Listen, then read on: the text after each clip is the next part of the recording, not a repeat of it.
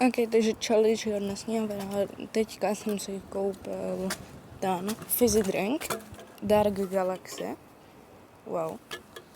A já bych ho tady rád s váma ochutnala, akorát musím najít místo. Asi se tady prostě opřu koloběžku. Jo, takže...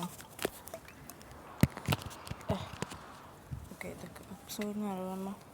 Je to teďka otevřít. Saj, nějak vás tu musím položit, takže sorry.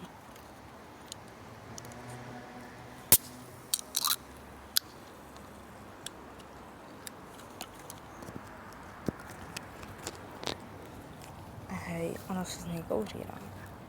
Já normálně bojím, tady je normálně granát.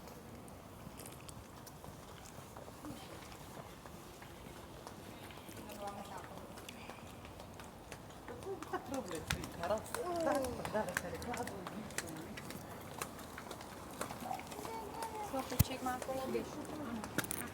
Tak to je třeba mega divný ráno. Ok, takže přesunul jsem se až domů, protože tam bylo moc lidí a nemohl jsem mluvit moc nahlas. Jo, toto je první video vlastně z mýho domu.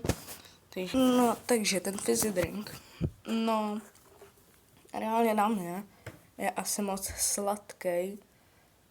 Nevím proč, možná protože jsem stával až v 11 a teď je něco okolo druhý. Ale jo, na mě byl prostě nějak moc sladký. A hele, cítil jsem v tom nějaký ananas. Nevím, ale přišlo mi v tom, že je nějaký ananas. No, takže jako pro lidi, kteří máte rádi sladkou limonádu, tak je to asi dobrý.